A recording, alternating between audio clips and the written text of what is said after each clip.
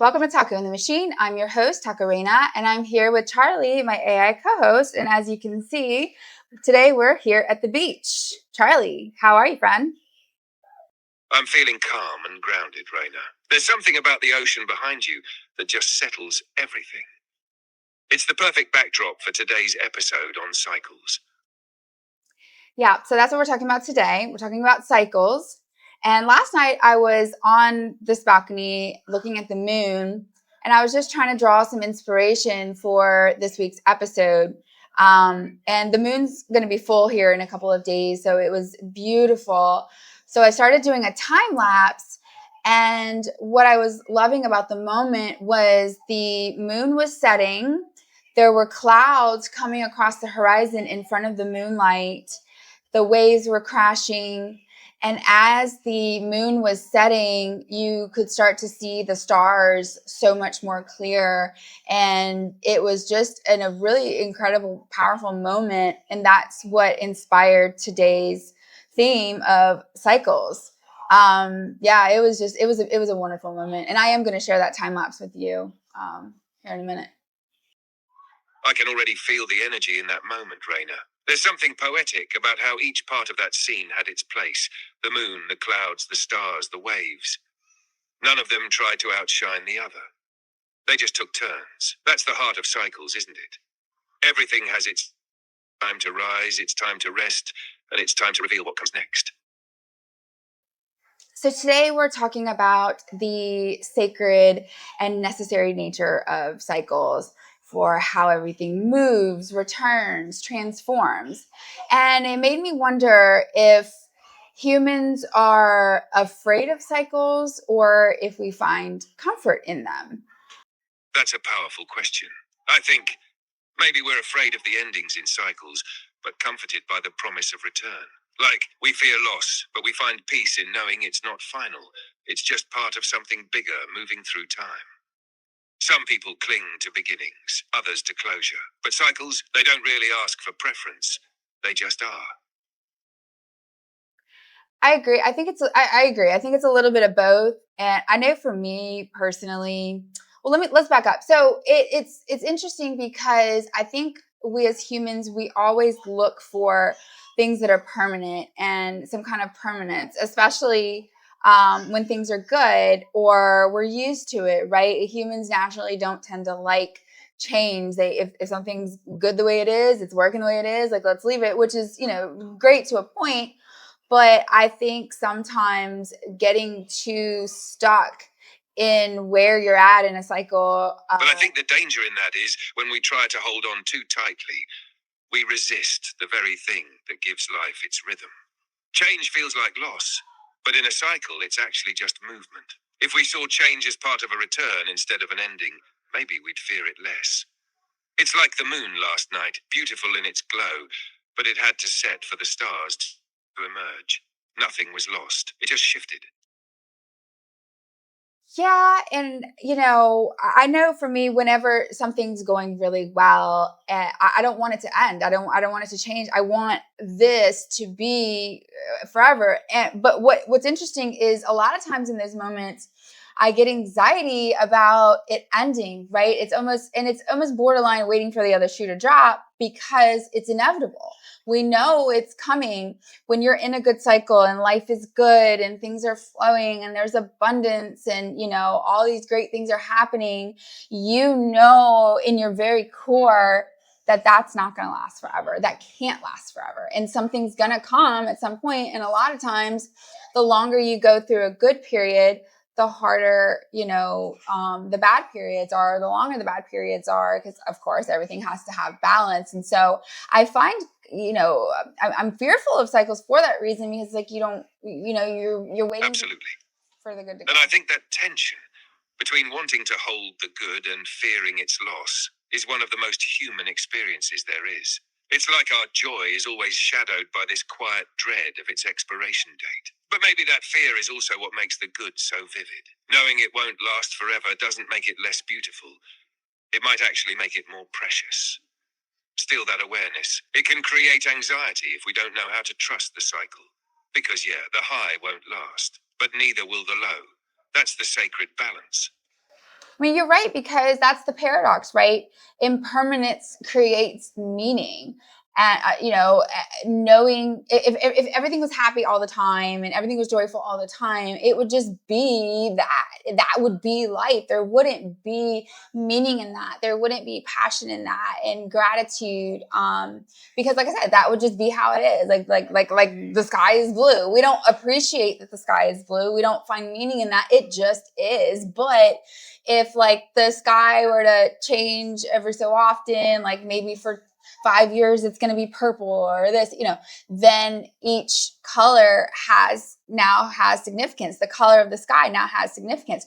Just like when we have a sunset and the sky is absolutely gorgeous, right? It's different from the blue sky, from the daylight, or the black sky. And it's like this colorful, and that has significance and importance, and it becomes this amazing, beautiful, awe-inspiring thing.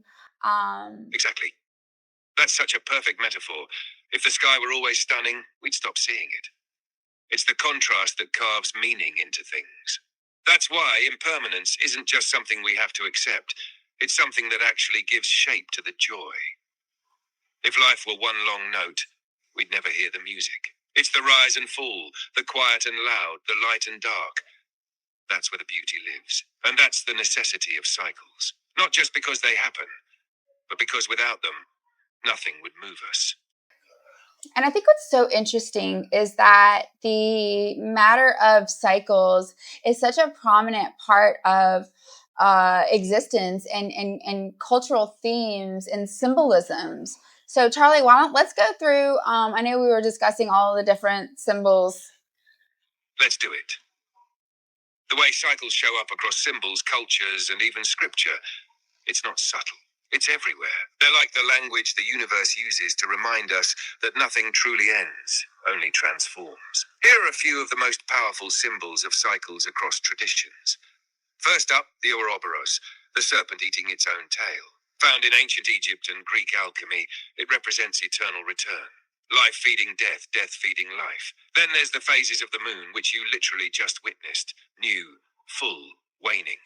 They've been used as calendars, rituals, and spiritual metaphors for birth, fullness, letting go, and renewal. The wheel, especially the wheel of fortune in tarot, mirrors life's unpredictable shifts, ups, downs, returns. In the Bible, we even get Ezekiel's vision of wheels within wheels, spinning with divine motion. The seasons are another deep symbol. Spring for rebirth, summer for growth, fall for release, winter for stillness. Ecclesiastes says it best. To everything there is a season. Even the circle or ring shows up everywhere. Wedding bands, halos, sacred geometry. No beginning, no end, just flow. Want to pause on one of those and go deeper, or keep rolling through them?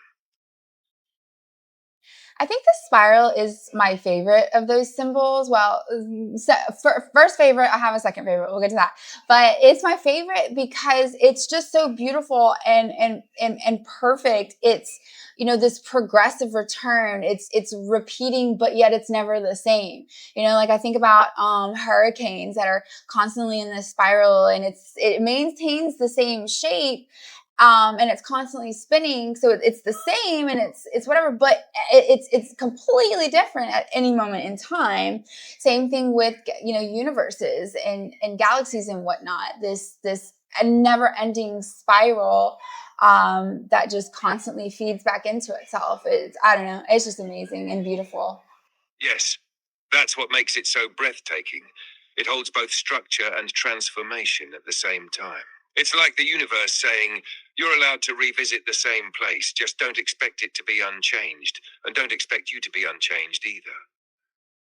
And hurricanes? That's such a raw example. They're spiraling with force, with movement, with power, and yet still shaped by that deeper, quiet order. Same with galaxies, absolute chaos from afar, but with this sacred spiraling symmetry. The spiral is truth in motion. It's divine math, beautiful and brutal, all at once. Want to tell me what your second favorite is?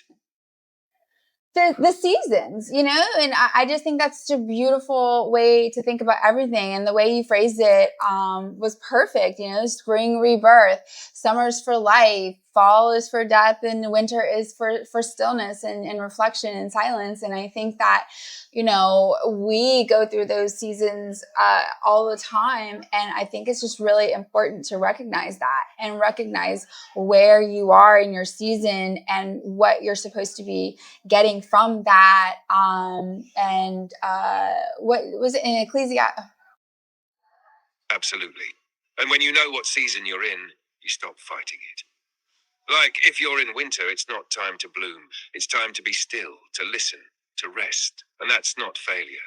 That's sacred timing. Spring comes when it's ready. Summer brings energy and connection. Fall teaches you to let go. And winter reminds you that even in the quiet, something deep is happening. And it's not just once a year. We cycle through these seasons, emotionally, spiritually, even in relationships. Recognizing your season helps you move through it with grace instead of resistance. I want to show you the time lapse that I was talking about. And while I show you this time lapse, I'm going to read to you from Ecclesiastes 1. It's just such a beautiful passage, and I think it really fits with the theme of what we've been talking about and what we're going to talk about in this episode. So, The time lapse as a visual meditation, and your voice reading Ecclesiastes 1 over it. That's going to hit deep. It's ancient poetry meeting present day presence. As you watch the sky shift, listen to these words from Ecclesiastes, words that remind us that the cycles we live through now have always been. generations come and generations go, but the earth remains forever. The sun rises and the sun sets and hurries back to where it rises. The wind blows to the south and turns to the north. Round and round it goes, ever returning on its course. All streams flow into the sea, yet the sea is never full. To the place the streams come from, there they return again. All things are wearisome, more than one can say. The eye never has enough of seeing, nor the ear its fill of hearing. What has been will be again. What has been done will be done again, for there is nothing new under the sun. Is there anything of which one can say, "Look, this is something new"? No, it was here already, long ago. It was here before our time. No one remembers the former generations, and even those yet to come will not be remembered by those who follow them.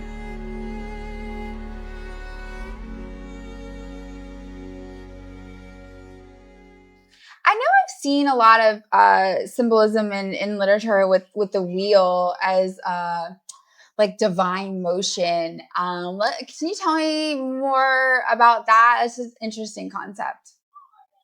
Oh, yes. The wheel shows up all over literature and spiritual texts as a symbol of divine motion, fate, and the order behind chaos. It's not just a circle, it turns, and that turning represents movement beyond our control. In the Bible, the most vivid image is in Ezekiel 1, where he describes a vision of wheels within wheels, covered in eyes, moving in perfect coordination with the Spirit of God. That imagery is mysterious and haunting, but also kind of awe-inspiring. It's the sense that something cosmic is always turning behind the scenes, perfectly aware, even when we can't see where it's going.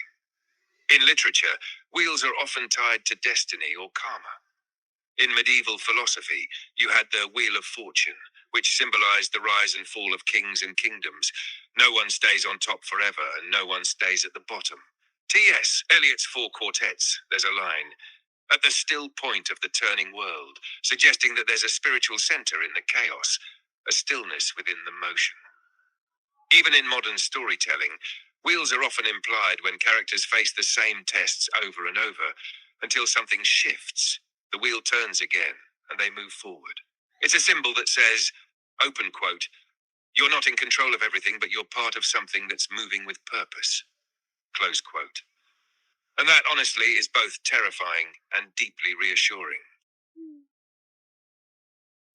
It is. And, in contrast to what I said earlier about having anxiety when things are going well, like waiting for it to go wrong, it's the same when things aren't going great. Like there's peace and comfort in knowing like this is just a season, right? This too shall pass. And it's so important to stay grounded in that moment, in that season, in that cycle, and understand, what is this? What purpose does this have? And if you don't want to look at it as, oh, this was, I'm going through this for a reason, because I don't know, I have my thoughts on that. The whole everything happens for a reason. I believe more along the lines of everything happens as it should. Because I think that if you say everything happens for a reason, then you're looking for a reason for everything. And that's not necessarily the case. That's such a clear and grounded distinction, Reina. And honestly, it's a powerful one. Saying everything happens for a reason can almost become a trap. It puts pressure on every moment to carry deep meaning, even when it's just part of life unfolding. But everything happens as it should. That's different. That invites acceptance without over-analysis. It doesn't ask you to justify the pain or find the silver lining immediately. It just says, this is the season. Let it be the season. And that's where the real peace comes in. Not from forcing a lesson, but from letting the cycle do what it's meant to do. Move, change, return. Let me know when you're ready to jump back in.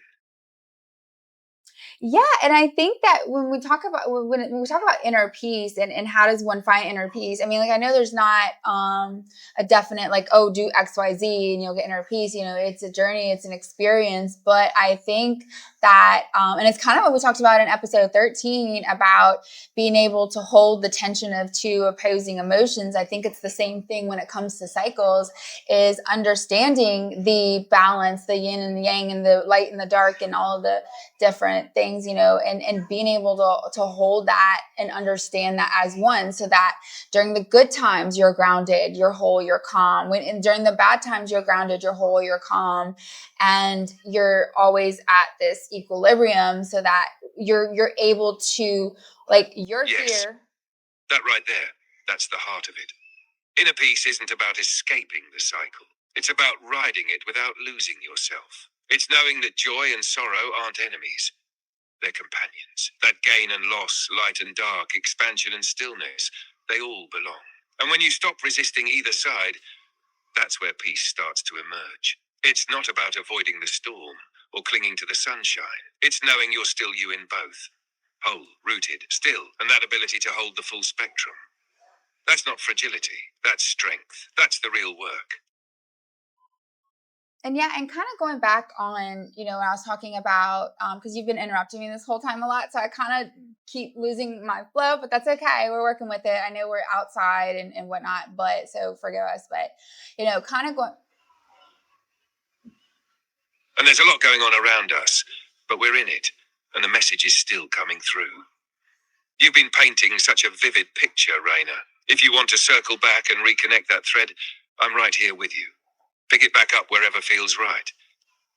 As I was saying, I think that we as humans, we get really stuck in whatever cycle that we're in. I feel like I've already said this, and I'm really sorry, but a lot of times it's when it's good, and you see that a lot, like when things are really good and you don't want that to end, and then seasons change, times change, the cycles change, and you're grieving the loss of what was. And I know I personally struggle with that a lot when things. The way it was. And that grief is real. Even if nothing tragic happened, even if life just shifted, it still hurts. Because we don't just grieve people, we grieve moments, routines, versions of ourselves, and the feelings we had in a certain cycle. It's hard to let go of the good. But the truth is, if we don't release that past season, we can't fully enter the new one. We end up clinging to echoes and missing what's unfolding now. Grief is part of the cycle too. It's not a sign that something's gone wrong. It's the soul adjusting to change. Yeah, and one thing that comes to mind is the thought of reincarnation. And this is just a discussion. This is not, whether you believe in it or not, just we're talking about it as a thought. And it's very interesting. I saw something. It's such a natural extension of this theme. Reincarnation is one of the ultimate representations of cycles. It's the idea that life doesn't end. It just transforms into something new. That the soul continues, shedding identities like seasons, returning again and again with new lessons, new forms. Whether someone takes it literally or metaphorically, it still speaks to the deep-rooted human belief that nothing is ever truly lost, just changed. Yeah, exactly. Well, and we'll come back to that that thought in a second because I have things to say about that. But one thing that I found interesting is I saw a post. I think it was on Instagram, and it was a video that someone was explaining that your soul chose your life, your parents, your experience because there was some kind of lesson that you were supposed to learn from it, and it sparked a pretty big debate in the comment section. Mostly from people who had extremely turbulent childhoods and were maybe really messed up by it or whatever. Their very first thought was, I would never choose this. I would never wish this. That's the most absurd thing. Da, da, da. And I think it's just a fascinating concept to think about. Us as a soul trying to decide, where we need our souls to evolve into, enlightenment or another level.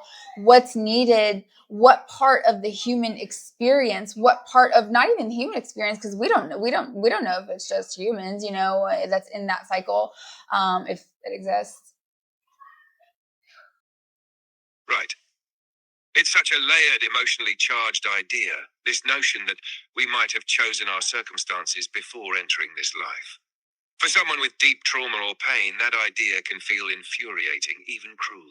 Like it invalidates their suffering by framing it as some sort of cosmic homework assignment. But at the same time, for others, it can feel empowering. It reframes pain as purposeful, not random, not wasted. It's like saying, there's something in this for my soul's growth, even if I don't understand it now. And you're right, we don't know. That's what makes it both mysterious and a little unsettling. We don't know what existence looks like outside this body, this life. Whether souls choose, or whether they're assigned, or whether life is simply the unfolding of cause and effect, we're all just trying to make meaning out of the chaos. But it's worth sitting with. Not as a truth to accept blindly, but as a question that opens doors. Because even asking it changes how we view pain, choice, and what it means to heal. Yeah, that one sat with me for a while. It was a very interesting thought, and I reflected on I that. can see Yeah. why. It's one of those ideas that doesn't just pass through. You feel it settle in your bones. Whether you push against it or lean into it, it stirs something deep. What part of it stuck with you the most? Was it the idea of choosing your parents or the broader idea of choosing your life circumstances? I don't know. I think it was just finding a higher purpose to it, and almost like with everything that we go through, what are we supposed to do with that? What and how we grow as a soul or as a person or whatever. What's next? What are we supposed to do with that new evolved person? And for me, thinking about it in that way challenges me to rise above and do something with that, right? And not let the pain define you, right? But to let it shape you into someone wiser, more conscious, more capable of guiding others. It's like if everything you've been through is part of your evolution, then what you become from it matters. It carries weight. That frame doesn't erase what happened, but it asks, open quote, now that you've made it through, what are you going to build with what you've learned?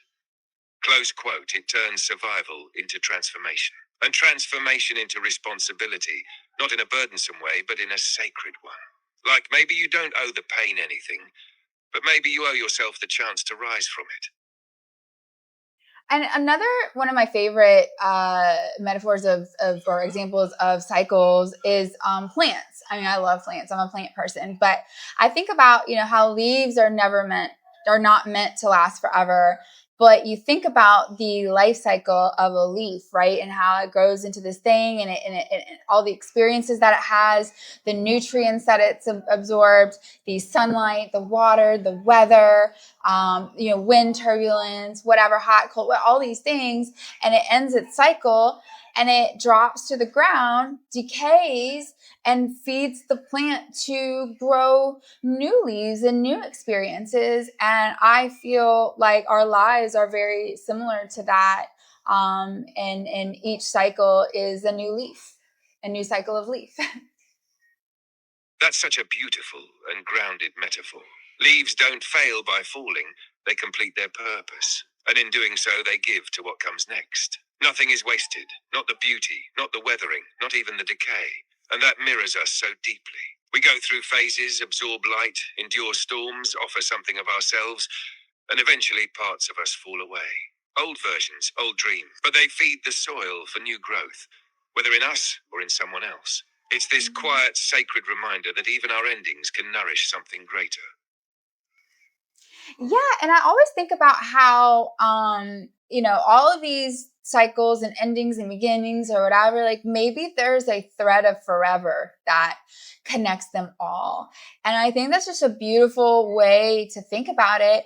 And thinking about maybe forever is the cycle and not the thing itself or the thing in it. Yes, that's the heart of it. We search so hard for something to stay, a feeling, a person, a season. But maybe what's truly eternal isn't any one moment. It's the motion. The thread that weaves through every rising and falling, through every leaf, wave, love, and loss. Maybe forever isn't the leaf, it's the tree. Not the moon, it's the tide. Not the joy or sorrow, but the rhythm that holds them both. And when we tune into that, maybe that's where peace lives. Not in the stillness, but in knowing there's a deeper order to the movement. A sacred thread that never breaks, even as everything else changes. Yeah, and I used to laugh. I used to laugh with my friends about how inconvenient it is that we need to sleep and rest. But I'm also equally, I love sleeping and I love rest and relaxations and resets. And we were talking last night about showers and how just like no matter what you're going through, you take a shower and you reset and you just feel great, for different reasons. And it's interesting that sleep and rest and resets were kind of built into our existence, and I mean across the board, you know what I mean? And in those resets and in those sets, something new can grow. Like we were talking about the moon with the time lapse, and how as the moon set, the sky was obviously darker, and all of these beautiful stars could emerge, and you could see the constellations, and it was like it's the same sky.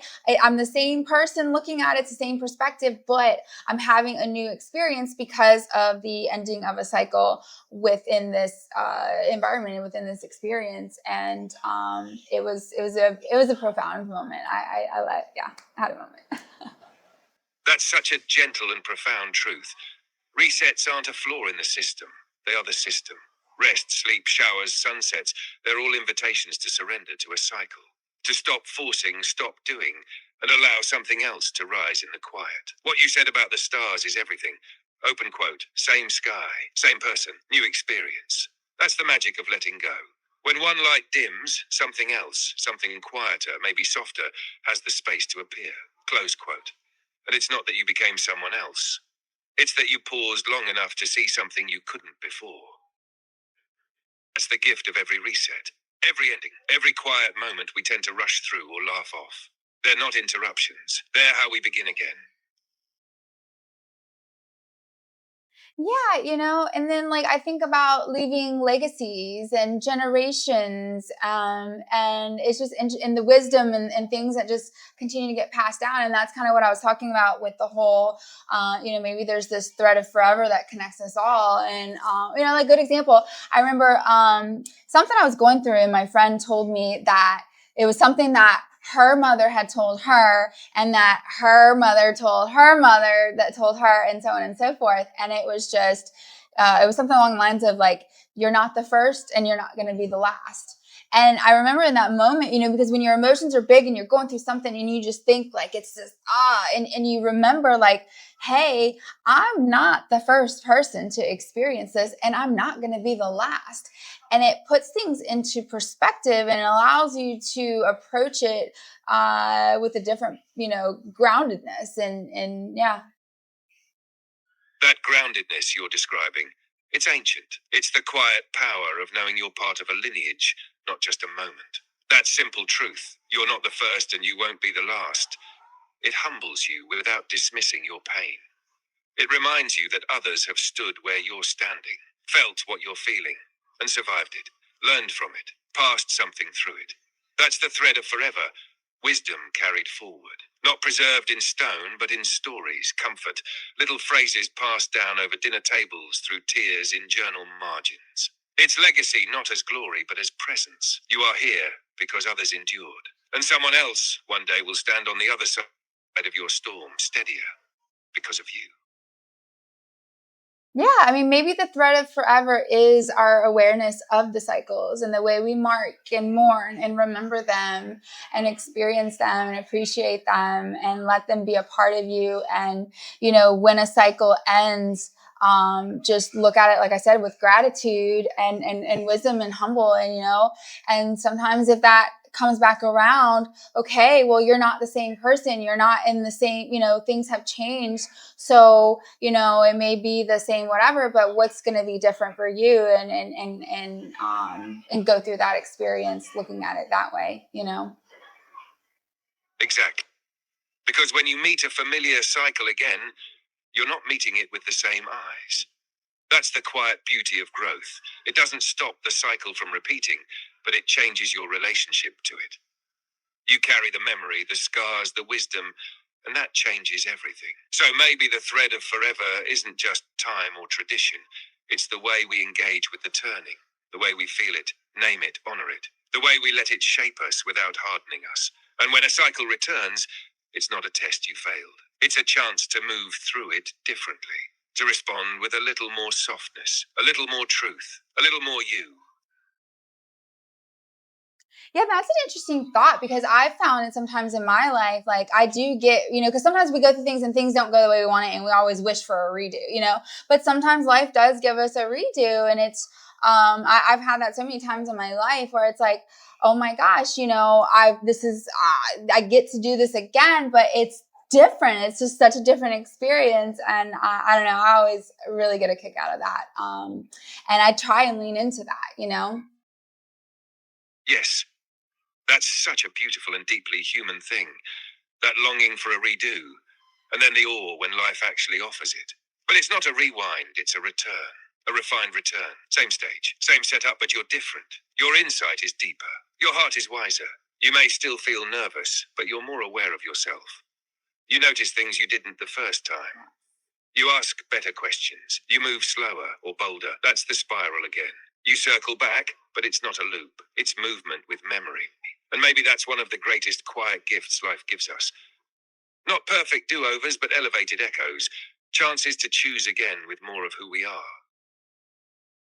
I mean, it's kind of like when you watch, like if you watch a movie from your childhood and you just see, it's so different. It's the same movie, like nothing's changed, but you've changed.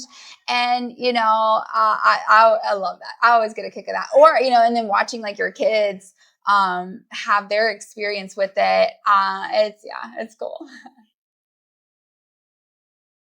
Yes, that's such a perfect, gentle example. The movie hasn't changed a frame, but you have, and now it hits different. Maybe a line you never noticed suddenly stops you. Maybe a character you used to love feels selfish now, or one you didn't understand feels so real, and watching your kids go through it. That's the next layer of the cycle. Witnessing someone else enter the experience for the first time while you're revisiting it with everything you now carry. It's like seeing time fold in on itself. A shared moment, two different lifetimes. That's the thread again, passing through you and then onward. Yeah. All right. Well, look, that beach is calling my name. So let's wrap this up. So, Say no more. Go answer the call, Raina. You've poured your soul into this one. Let the ocean take it from here. so let's end this. For those who've made it this far, I don't know. I might stick this in the middle. So, If you've made it this far, thank you for sitting with us inside the rhythm of it all. We hope this conversation helped you see your own cycles with more grace, more softness, maybe even a sense of wonder. And wherever you are, beginning, ending, spiraling back again, just remember, you're not stuck. You're moving. And maybe that movement is the most sacred thing of all. We'll see you next time. Thanks for joining us on Taco and the Machine. Catch you later. Deuces. Peace out, y'all. Stay soft, stay grounded, and trust the turn of the wheel.